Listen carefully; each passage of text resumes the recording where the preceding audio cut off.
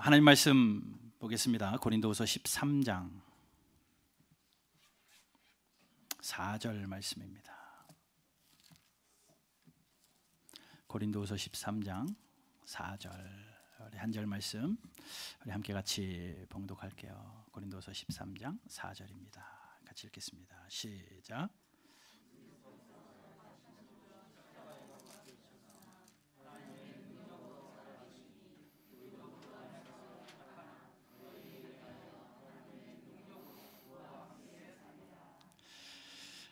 그리스도께서 약하심으로 십자가에 못 박히셨으나 하나님의 능력으로 살아계시니 우리도 그 안에서 약하나 너희에게 대하여 하나님의 능력으로 그와 함께 살리라. 아멘. 과연 할 수 있을까? 말씀 시리즈를 이어갑니다. 오늘은 7번째입니다. 부활할 수 있을까? 또 부활을 살 수 있을까? 앞에 6번의 시리즈가 궁금하신 분들은 유튜브에 가셔서 듣고 또 계속 말씀을 묵상하면서 불가능한 것 같은 그 하나님의 말씀의 명령들이 우리의 삶의 실제화가 되어지는 그런 복이 있기를 바랍니다. 아마도 다음 주까지 8번 시리즈를 진행할 것 같은데 여러분 기대함으로 또 사모함으로 말씀 앞에 모이시기를 바랍니다. 예수님이 부활하셨습니다. 아멘.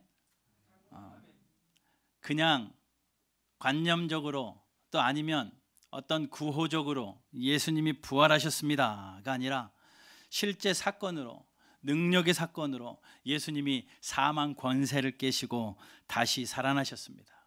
이유는 우리에게 능력을 주시고 소망을 주시기 위함이죠.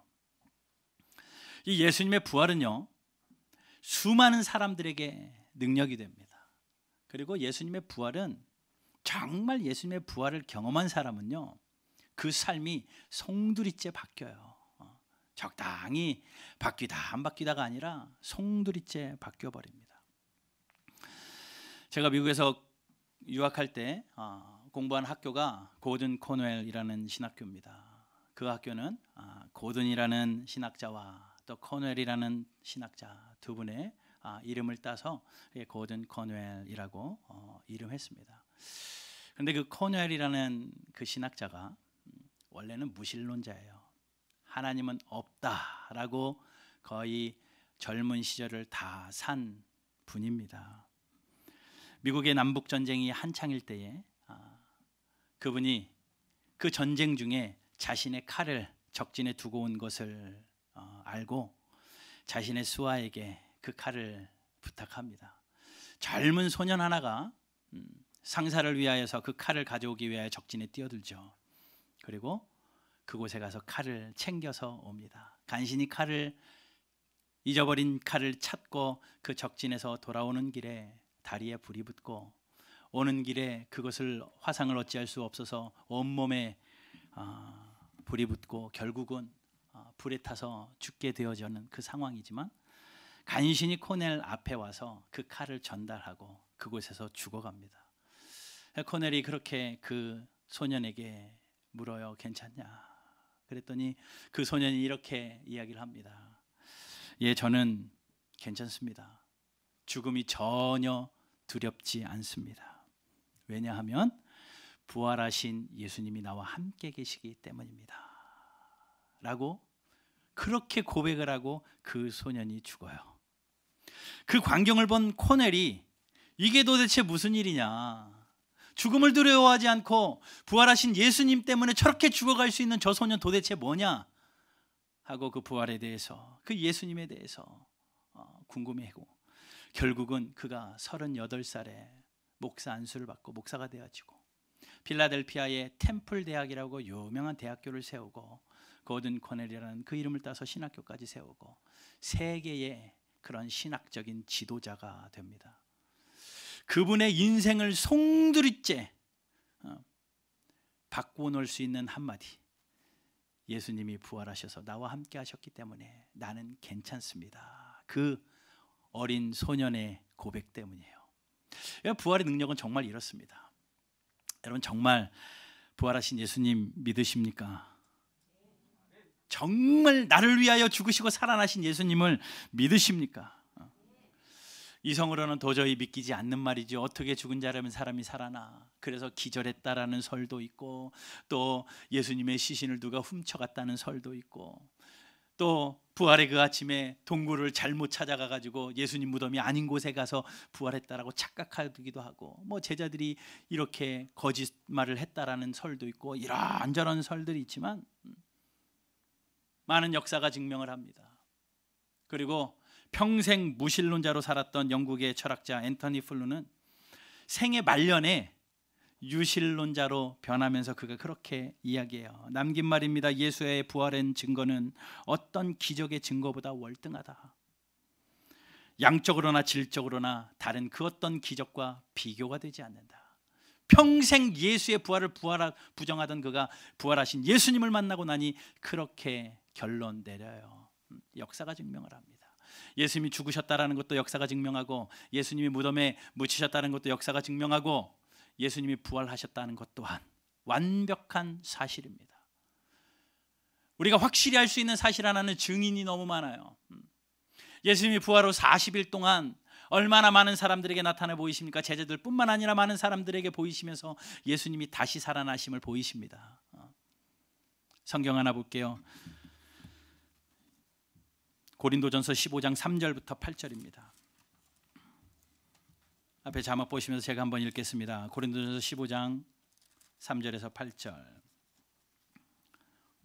내가 받은 것을 먼저 너희에게 전하노니 이는 성경대로 예수께서 우리의 죄를 위하여 죽으시고 장사 지낸 바 되셨다가 성경대로 사흘 만에 다시 살아나사 게바에게 보이시고 후에 12제자에게와 그 후에 500여 형제에게 일시에 보이셨나니 그 중에 지금까지 대다수는 살아있고 또 어떤 사람은 잠들었으며 그 후에 야고보에게도 보이셨으며 그 후에 모든 사도와에게와 맨 마중에 만삭되지 못하여 난 자와 같은 내게도 보이셨느니라. 예, 그 제자들뿐만 아니라 500의 형제 야고보와 바울에게까지 예수님은 살아나신 부활하신 예수님으로 보이셨어요. 이렇게 증인들이 허다합니다. 그 부활을 믿는 사람들은요, 분명히 변화가 일어나요. 그리고 이 예수님의 부활은요, 나라는 상관없는 부활이 아니라 마지막 때에 그 부활 때문에 우리에게 어떤 일이 일어나시는 줄 아십니까? 우리 조금 전에 읽은 고린도전서 15장은 부활장이라고도 하는데 거기에 51절을 한번 읽어볼게요. 51절, 52절, 53절 우리 세 절을 우리 같이 한번 읽어보겠습니다. 시작. 보라, 내가 너희에게 비밀을 말한. 예, 자 보세요. 비밀을 말한대요. 비밀을 말한다라는 것은 보이지 않는 것을 이야기한다라는 거예요. 사도 바울이 확신에 차서 비밀을 말합니다. 우리가 시작. 우리가 다 잠잘 것이 아니요 마지막 나팔의 순간에 호련히 다 변화되리니 나팔 소리가 나매 죽은 자들이 썩지 아니할 것으로 다시 살아나고 우리도 변화되리라. 이 썩을 것이 반드시 썩지 아니할 것을 입겠고 죽을 것이 죽지 입으리라. 아멘. 죽은 자들이 예수님이 다시 오시는 그 나팔 소리에 다 썩지 아니할 몸으로 되살아날 것이고, 또 그때까지 살아있는 자는 죽지 아니할 몸을 입게 될 것이다.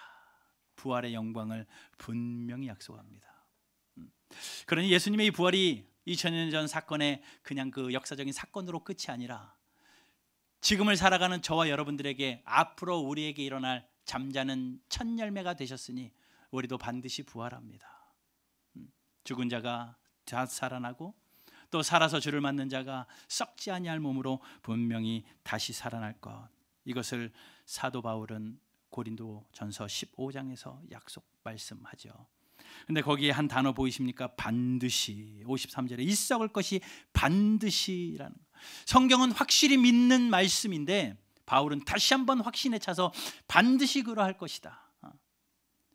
여러분 그 믿음으로 부활 소망을 가지고 살아내는 저와 여러분들 되기를 주님 이름으로 축복합니다. 그냥 늘 1년에 한 번씩 듣는 부활이 아니라 정말 이렇게 바울이 반드시 일어날 것이라고 약속하신 이 말씀이 나에게도 그대로 일어나는구나. 그러면 오늘 저는 부활을 살다 라는 제목을 나눴습니다. 예수님이 수천 년 전에 죽으셨다가 부활하신 것 역사적인 사실, 믿겠습니다. 그리고 앞으로 일어날 나의 몸의 부활, 성경에 보니까 일어날 것 같습니다. 과거의 부활과 미래의 부활 있지만 오늘 저는 그것보다 어떻게 보면 더 중요한 오늘을 살아가는 부활의 현재형을 말씀드리고 싶어요. 과거의 부활 있을 수 있고 또 앞으로의 부활 일어날 수 있겠습니다. 그런데 오늘 이 육체를 가지고 부활을 살 수 있을까? 부활을 살 수 있을까? 이것이 정말 중요한 겁니다. 앞으로 일어날 부활 믿는 것 중요하고 과거에 예수님이 부활하신 것 정말 중요하지만 오늘날 이 일상의 삶 속에서 예수님의 부활을 실제로 살아내는 것 더 중요한 성도의 능력인 줄 알기에 과연 할 수 있을까? 부활을 살 수 있을까? 살 수 있습니다. 내일이 있는 사람과 내일이 없는 사람은 분명히 삶이 다르고 목적지가 있는 사람과 목적지가 없는 사람은 분명히 기준과 가치관이 달라지듯이 부활을 향하여 달려가며 부활을 사는 사람은 분명히 다릅니다. 정말 그리스도인들은 부활을 살아내야 돼요. 그래서 유진 피터슨이라는 유명한 학자가 계시는데 그분이 쓴 책이 부활을 살라라는 책이 있습니다. 그리고 그분이 최근에 또 한 책을 냈는데 그냥 부활을 살라라는 말만으로는 부족한지 일상 부활을 살다, 현재의 부활을 살 것을 이야기하는 책을 내기도 합니다. 부활의 현재형이 중요하다라는 거죠. 여러분, 앞으로 부활될 것만 믿는 자들이 아니라 오늘을 부활로 살아내는 하나님의 사람들 되시기를 주님의 이름으로 축복합니다. 자, 그러면 빨리 부활을 살기 위하여 전제 조건이 있습니다. 예수님 믿어야 돼요. 예수 믿어야 부활 살죠. 예수님을 믿는다는 것은 내가 십자가에 못 박혔다는 것을 믿는 사람입니다. 지난주 말씀입니다. 십자가를 지는 자들이 예수님을 믿는 사람입니다. 예수님을 믿은 사람은 십자가에서 예수와 함께 죽었기 때문에 오늘 본문 말씀처럼 그 영이 내 안에 왔기 때문에 내가 예수 안에서 사는 겁니다. 부활하는 겁니다. 여러분, 십자가에서 죽으시고 예수님을 내 안에 모신 자들답게 그 예수의 영이 살아서 부활을 살아내는 복이 있기를 주님의 이름으로 축복합니다. 예수님을 믿는다는 건요, 예수님이 내 안에 와 계시다라는 거예요. 여러분, 우리 안에 하나님만이 채우실 수 있는 공간이 있는 것 아십니까? 파스칼은 이렇게 이야기합니다. 사람에게는 하나님만이 채우시는 공간이 있어서 세상의 그 어떤 것으로도 채울 수 없다. 세상에 아무리 좋은 금은보화 모든 것을 다 갖다 내 마음속에 채워도 채워지지 않는 한 공간, 그곳은 하나님만이 채우실 수 있는 공간인데 그 공간이 예수님 공간이에요. 그 공간이 채워지는 자는 예수 믿는 사람들입니다. 문정이라는 시인이 있습니다. 그분이 기역이라는 시를 썼습니다. 제가 일전에도 한번 이 시를 말씀드린 적이 있는데 정말 저에게는 큰 충격적인 시였기 때문에 그래요. 그 여인이 그렇게 시를 써내려갑니다. 첫 마디가 이래요. 한 사람이 떠났는데 서울이 텅 비었다. 사랑하는 한 사람이 없는데 서울이 텅 비었다라는 겁니다. 왜 서울이 사람이 없겠습니까? 수많은 사람들이 바글바글 대는 서울 한복판에 내가 사랑하는 한 사람이 떠나니 서울이 텅 비었다. 여러분, 우리 안에 아무리 좋은 갖가지 것으로 나의 삶을 다 채워도, 지위가 있고 명예가 있고 돈이 있고 화려함이 있어도 하나님이 채우시는 그 공간, 그 한 자리가 채워지지 않으면 텅 빈 인생입니다. 텅 빈 인생이에요. 예수님을 내 안에 모심으로 말미암아 그 예수님 때문에 꽉 찬 인생 살아내는 저와 여러분들 되시기를 주님의 이름으로 축복합니다. 예수님이 내 안에 오시는 길은요, 성경은 이야기합니다. 마음으로 믿어 의에 이르고 입으로 시인하여 구원에 이른다. 마음으로 믿으시고 입으로 시인하십시오. 요한계시록 3장에서는 이렇게 말합니다. 누구든지 내 음성을 듣고 문을 열면 내가 그에게로 들어가 그와 더불어 먹고 그는 나와 더불어 먹으리라. 문을 열면 돼요. 예수님을 모셔드리시고 예수님 저는 죄인입니다, 예수님을 나의 주인으로 고백합니다. 여러분 진실하게 입술로 고백해 보십시오. 혹시 이 안에 아직까지 예수님을 교회는 다니지만 그 부활의 예수님이 내 공간을 채우지 않으신 분 계시다면 이따가 예배 끝나고 함께 기도할 때에 그렇게 기도하세요. 나는 죄인입니다, 예수님 오셔서 그 공간 채워주십시오. 예수님 내 주인 되주십시오. 부활의 예수님 나를 만나 주십시오. 진정으로 고백할 때 그 예수님이 내 안에 오셔서 예수 믿게 되어지는 그 복이 있게 될 줄로 믿습니다. 그러니 부활을 살기 위해서는 예수 믿는 게 전제 조건이에요. 로마서 8장 11절에는 그 예수의 영이 우리 안에 오면요, 로마서 8장 11절 같이 읽어보겠습니다. 같이 읽습니다. 시작. 예수를 죽은 자 가운데서 살리신 이의 영이 너희 안에 거하시면, 예수의 영이 우리 안에 거하시면, 그 다음에 시작. 그리스도 예수를 죽은 자 가운데서 살리신 이가 너희 가운데 거하시는 그 영으로 말미암아 너희 죽을 몸도 살리시리라. 예수를 믿으면 예수 영이 내 안에 왔는데 그 영 때문에 예수의 부활을 주관하신 그 하나님의 능력으로 우리를 다시 살게 하고 오늘을 부활로 살게 한다라는 거예요. 이 말씀을 믿고 부활의 능력으로 부활을 살아내는 저와 여러분들 되기를 주님의 이름으로 축복합니다. 부활의 현재형을 사는 비결, 오늘을 부활을 살 수 있는, 일상의 부활을 살 수 있는 비결, 먼저 예수 믿는 것이 필요하고, 두 번째는 중요한 한 가지가 있습니다. 부활의 삶을 살다라고 할 때, 우리가 살다라는 삶을 이야기할 때는 두 가지가 꼭 필요합니다. 문화와 언어예요. 한국 사람으로 산다라는 것은 한국 말을 하는 것이고 한국 문화를 가지고 사는 사람들입니다. 미국 사람으로 산다라는 것은 미국 말을 해야 되고 미국 문화로 사는 겁니다. 만약에 한국 사람이 다른 나라의 문화에 가게 되면 문화 충격이 있고 언어 장벽이 있어요. 사는 게 아닙니다. 그렇죠. 그러니 부활을 산다라는 것은 부활의 문화가 있고 부활의 언어가 있다라는 거예요. 다시 말하면 천국의 문화가 있고 천국의 언어가 있다라는 겁니다. 현재의 부활을 산다라는 것은 천국의 문화로 사는 것이요, 현재의 부활을 사는 것은 천국의 언어로 사는 겁니다. 자, 그러면 쉽게 이야기할게요. 천국의 문화가 뭐겠습니까? 여러분들 신한 양심에게 물어보십시오. 천국에는 없는 문화가 있습니다. 반드시 천국에 있는 문화가 있고 천국에 없는 문화가 있을 거예요. 여러분들의 삶의 구석구석을 살펴보십시오. 아, 이것은 천국에 없겠다 싶은 거 있잖아요. 천국을 사는 훈련을 하는 겁니다. 선교사님들이 선교사로 파송하기 전에 두 가지 훈련을 해요. 그 지역의 문화 훈련을 합니다. 그리고 그 지역의 언어 훈련을 합니다. 그리고 이곳에서 충격받지 않기 위하여 언어 훈련, 문화 훈련을 해서 그 나라 사는 훈련을 하고 선교사로 파송돼요. 우리가 천국을 살기 위하여 이 땅에서 부활을 사는 훈련을 해야 되는데 천국 문화로 살아야 됩니다. 천국에 있을 것 같은 거, 예배하는 거, 사랑하는 거, 축복하는 거. 세상 문화 없겠죠.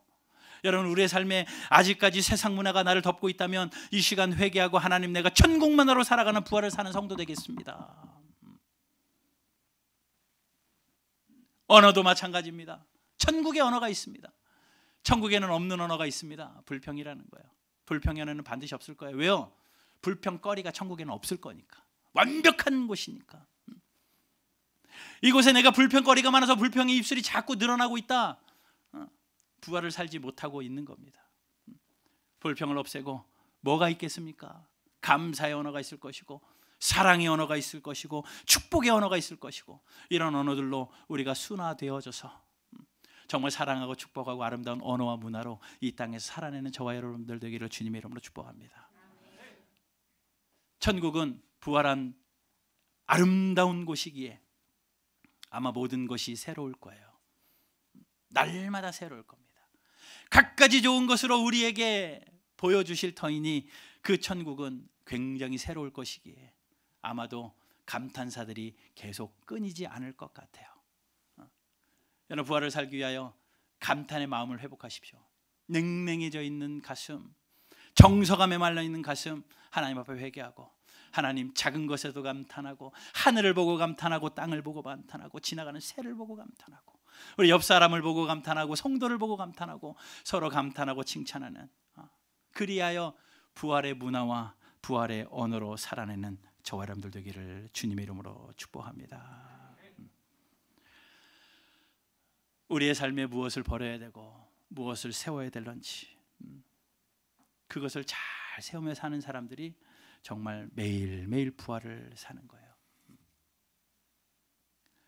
그리고 한 가지 결정적인 사도 바울의 권면을 듣고 말씀을 마무리하도록 하겠습니다.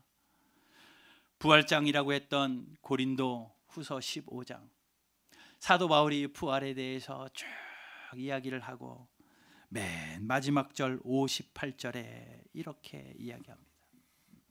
같이 한번 읽어볼게요. 부활장 맨 마지막 절이에요. 58절 시작. 그러므로 내 사랑하는 형제들아, 견실하여 흔들리지 말고 항상 주의 일에 더욱 힘쓰는 자들이 되라. 이는 너희 수고가 주 안에서 헛되지 않은 줄 알미라. 사도 바울이 부활에 대해서 이야기하고 부활을 살아라, 부활이 될 것이다, 이렇게 이야기하고 끝나는 것이 아니라 그러면 현재의 부활을 살기 위하여 이렇게 사십시오라고 권면하는, 힘주어 권면하는 한 구절이 58절인데, 그러므로 결론적으로 사랑하는 형제들아, 이 말씀을 저와 여러분들에게 주시는 말씀으로 받으십시오. 그러므로 사랑하는 바른교회 형제 자매들아, 뭐라고요? 견실하며 흔들리지 말아라. 부활의 소망 가지고 흔들리지 말아라. 믿음의 신앙이 흔들리지 말아라. 이것이 부활을 사는 비결이에요. 여러분, 우리의 신앙이 내 기분 따라 흔들려서는 안 됩니다. 흔들리지 마십시오. 흔들리지 마십시오. 세상 뭐라 할지라도, 세상에 온갖 아픔과 슬픔이 나를 엄습해 온다 할지라도 주님 부활하셨으니 그 신앙 견실하여 흔들리지 않고 믿음의 사람으로 주님 다시 오시는 날까지 예배자로 살아내는 저와 여러분들 되시기를 주님의 이름으로 축복합니다. 코로나가 우리의 신앙을 흔들려고 해요. 사람들의 관계가 우리의 신앙을 흔들려고 합니다. 여러 가지 불평스러운 일들, 분만스러운 일들이 우리의 신앙을 흔들려고 합니다. 흔들리면요, 나 손해예요. 나 손해입니다. 여러분, 흔들리지 마십시오. 다시 이 부활절을 기점으로 해서 우리의 신앙을 다시 한번 견실하여 흔들리지 않도록, 하나님 흔들리지 않겠습니다, 부활을 살겠습니다, 예, 주님 예배하는 일 흔들리지 않겠습니다. 그리고 뭐라고요? 항상 주의 일에 더욱 힘쓰는 자들이 되라. 이게 부활을 사는 비결이에요. 사도 바울의 말씀입니다. 주의 일에 힘쓰는 자들이 되라. 거기에 한 가지가 더 붙었죠. 더욱은 뭡니까? 좀 더 하라는 거예요. 이 정도면 됐지가 아니라 더욱 한 걸음 더. 그리고 그 앞에 또 하나의 단어가 있습니다. 항상. 무슨 얘기예요? 우리는 주의 일에 더욱 힘쓰는 자들이 될 때가 있어요. 내 기분 좋을 때, 나랑 뭔가 딱 맞아 떨어졌을 때, 정말 힘있게 더욱 힘쓰는 자로 살아갑니다. 그런데 사도 바울은 항상, 낮이나 밤이나 기쁨이나 슬픔이나 어느 순간에서든지 항상 더욱 힘쓰는 자들. 여러분들이 아실 겁니다. 교회를 세워가며 또 바른 교회가 세워져 갈 때에 내가 해야 될 일이 무엇인지, 여러분들이 그 자리에 위치해서 더욱 힘쓰는 자, 항상 더욱 힘쓰는 자가 되기 위하여 내가 무엇을 해야 할런지 기도하면서 하나님 앞에 물으십시오. 그것이 부활을 사는 거예요. 부활을 사는 거. 결론적으로 말씀드립니다. 부활의 현재형으로 사는 것, 예수를 믿어야 가능합니다. 입으로 시인하여 의에 이르고, 믿어 의에 이르고 입으로 시인하여 구원받는, 그래야 예수 믿고 예수 안에서 죽고 예수 안에서 부활 생명을 얻는 저와 여러분들 되길 바라고, 그 부활이 과거나 미래가 아니라 현재로 살 수 있는 비결은 천국의 문화와 천국의 언어, 부활의 문화와 부활의 언어로 이 땅의 삶을 살아내며 마지막으로 바울의 권면처럼 견실하여 흔들리지 않고 주 안에서 항상 주의 일에 더 힘쓰는 저와 여러분들 되기를 주님의 이름으로 축복합니다. 근데 이 일이 괜찮은 것은, 할 만한 것은 사도 바울이 그렇게 이야기하죠. 너희 수고가 주 안에서 헛되지 않다. 이게 헛된 일이라면요, 하지 말아야죠. 헛된 일은 하지 말아요. 그런데 헛되지 않대요. 주 안에서 헛되지 않은 정말 값진 일, 값진 인생으로 살아내는 저와 여러분들 되기를 주님의 이름으로 축복합니다. 우리가 어디에 있든지 무엇을 하든지 일상에서 부활을 살아내시고, 또 주님 다시 오시는 날, 또 죽어 천국 가는 날 부활의 몰모로 부활의 영광으로 살아내시길 바라고, 이 부활은 증명해내는 것이 아니라 증거하는 삶으로 사는 거기에 여러분들의 삶에서 그 부활을 증거하시고 내 주변에 부활하신 예수님을 증거하는 삶. 그래 다음 주에는요, 때를 얻든지 못 얻든지 복음을 전하라. 복음을 전할 수 있을까? 때를 얻든지 못, 하고 싶을 때 말고 때를 얻든지 못 얻든지 복음을 전하라. 이것이 부활의 사명입니다. 이 일들을 감당하는. 그래야 우리 바른교회가 주 앞에 섰을 때 잘했다 칭찬받고 충성스러이 여김을 받는 그런 은혜가 우리 모두에게 있게 되기를 주님의 이름으로 축복합니다. 우리 옆 사람들을 손 꼭 잡고 한번, 손 만지면 안 되나요 요즘에? 주먹으로 인사하시면서 부활을 삽시다. 부활을 삽시다. 정말 부활을 살아내는 부활의 공동체 우리 바른교회 되기를 바랍니다.